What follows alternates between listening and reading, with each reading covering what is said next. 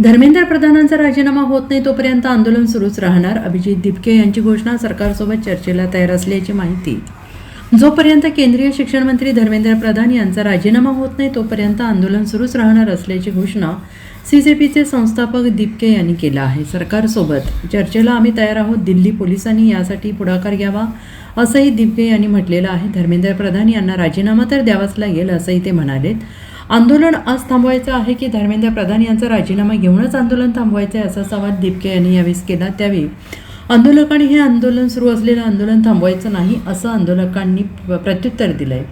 आंदोलनाची परवानगी उद्यापर्यंत वाढवण्यात यावी अशी मागणी दिपके यांनी दिल्ली पोलिसांकडे केली. मूळ मुद्दा बाजूला करून वेगळे फोटो व्हायरल केले जात आहेत. पंतप्रधान मोदी यांना पत्र लिहिलं आहे की धर्मेंद्र प्रधान यांचा राजीनामा घ्यावा. हे आंदोलन फक्त नीटपुरते मर्यादित राहिलेलं नाही. विविध मुद्द्यांवर आम्ही हे आंदोलन देशभर करणार आहोत असंही दिपके यांनी म्हटलेलं आहे. प्रादेशिक पक्ष फोडले जात आहेत. ते देशविरोधी काम करत आहेत. ते देशाशी गद्दारी करत आहेत. मात्र देशाशी पक्ष टिकले, प्रादेशिक पक्ष टिकले पाहिजेत. देशात 12 विद्यार्थी आत्महत्या करत आहेत. यावर सरकार काहीच बोलत नाही. सरकार राजीनामा घेत नाही. प्रधान यांचा राजीनामा घेतला तर सिस्टीम व्यवस्थित चालेल. जात धर्म काढले जात आहेत. त्याने पेपरफुटी थांबणार असेल तर माझी जात धर्म काढा असंही दिपके यांनी म्हटलेलं आहे. मी पाहिलं होतं की 6 जूनला जंतर मंतरवर आम्ही आमचं पहिलं आंदोलन केलं होतं आणि तिथं प्रचंड स्टुडंट्स आणि जे देशातले युथ आहेत ते एकत्र झाले होते आणि त्यांनी सगळ्यांनी मिळून आपले जे एज्युकेशन मिनिस्टर आहेत धर्मेंद्र प्रधान यांचा राजीनामा मागितला होता.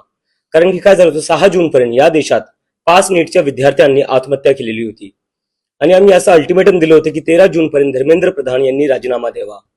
पण तरी पण धर्मेंद्र प्रधान यांनी राजीनामा दिला नाही. त्यामुळे आम्हाला हे आंदोलन देशव्यापी घेऊन जावं लागलं आणि त्यानंतर मी पुणे, नागपूर, जयपूर, लखनौ, अमृतसर अशा ठिकाणी सभा घेतल्यात आणि तिथं हजारोच्या नंबर्समध्ये स्टुडंट्स आणि युथनी आम्हाला सपोर्ट दिला आणि सगळ्यांचं एकच म्हणणं आहे की धर्मेंद्र प्रधान यांनी नैतिक जिम्मेदारी घेऊन, मॉरल रिस्पॉन्सिबिलिटी घेऊन राजीनामा दिलाच पाहिजे. आणि 6 जून पर्यंत तरी फक्त 5 विद्यार्थ्यांनी आत्महत्या केली होती. आपण मागच्या 3 दिवसात पाहिलं तर 6 ते 7 विद्यार्थ्यांनी आत्महत्या केली. तर जसं जसं नीटची रिएक्झामिनेशन जवळ येते, उद्या रिएक्झामिनेशन आहे, पण जसं जसं रिएक्झामिनेशन जवळ येते तसं तसं अजून जास्त विद्यार्थी आत्महत्या करताय. मागच्या 48 तासात 6 विद्यार्थ्यांनी आत्महत्या केलेली आहे.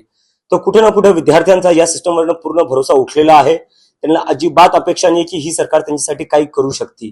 तर आता आमची मागणी आहे, आज आम्ही देशभरातून सगळे स्टुडंट, सगळे युथ जंतर मंतरला एकत्रित होत आहे आणि 1 वाजता आमचं आंदोलन सुरू होणार आहे, जिथं आम्ही धर्मेंद्र प्रधान यांचा राजीनामा घेतल्याशिवाय वापस जाणार नाही. आणि दुसरी गोष्ट, फक्त राजीनाम्यावरच गोष्ट थांबून चालणार नाही. मी जयपूरला गेलो होतो, तिथं प्रदीप मेघवालच्या परिवाराला मी भेट दिली. प्रदीप मेघवालचे जे वडील आहेत ते एक डेली वेज लेबर आहे, ते मजदुरीचं काम करतात. त्यांनी आपली जमीन गहाण ठेवून लोन घेतलं होतं. मुलगा तर गेला, मुलगा तर आपण वापस नाही आणू शकत, पण जे त्याच्यावर कर्ज आहे त्या कर्जाचं काय? सरकारकडून काहीच त्यांना मदत झालेली नाही. एक फोन कॉल सुद्धा गेलेला नाहीये त्यांच्या परिवाराला. आणि फक्त प्रदीप मेघवालच नाही, नागपूरला मी गेलो होतो, आकांक्षा चतुर्वेदी 17-18 वर्षाची आकांक्षा, तिनेही आत्महत्या केलेली आहे आणि तिच्या वडिलांना पॅरालिसिस आहे, एक हार्ट अटॅक येऊन गेला आहे. ते छोटा केटरिंगचा बिझनेस करायचे. आता त्यांना त्यांचा छोटा जो केटरिंगचा बिझनेस होता तोही करता येत नाही, कारण की पॅरालिसिस झालेला आहे, हार्ट अटॅक येऊन गेलेला आहे. आणि आकांक्षाचं घर हे मुख्यमंत्री जे आहे महाराष्ट्राचे देवेंद्र फडणवीस यांच्या घरापासून फक्त 5-10 मिनिटाच्या दुरीवर त्यांचं घर आहे, पण तरी मुख्यमंत्री साहेबांकडून एकही फोन कॉल गेला नाहीये किंवा भेटही दिलेली नाहीये. तर माझी अशी अपेक्षा आहे आणि आमची अशी एक डिमांड आहे की धर्मेंद्र प्रधान यांनी तर राजीनामा दिलाच पाहिजे, पण ज्या विद्यार्थ्यांनी आत्महत्या केलेली आहे त्यांचे सगळ्यांचे परिवार आज कर्जामध्ये बुडलेले आहेत. कारण की आपल्याला सगळ्यांना माहिती आहे या देशात शिक्षण म्हणजे किती महाग आहे आणि त्याच्यातच मेडिकल MBBS शिक्षण म्हणजे तेही अजून जास्त महाग आहे. या सगळ्या परिवारांनी कर्ज घेतलं होतं. आज त्यांच्यावर 10-10, 15-15 लाखाचं कर्ज आहे. कोणी जमीन गहाण ठेवले आहेत, आपल्या शेती गहाण ठेवलेल्या आहेत.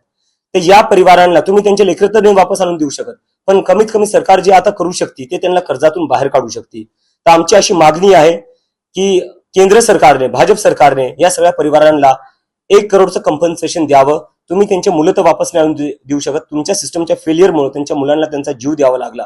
मुलं तर तुम्ही वापस नाही आणून देऊ शकत, पण कमीत कमी आता त्या आई वडिलांचं कर्ज तरी तुम्ही कर्जातून त्यांना बाहेर काढा आणि 1 करोडचं कंपन्सेशन द्यावं, ही आमची रिक्वेस्ट आहे. Thank you. Bureau report, SPN Marathi, Mumbai.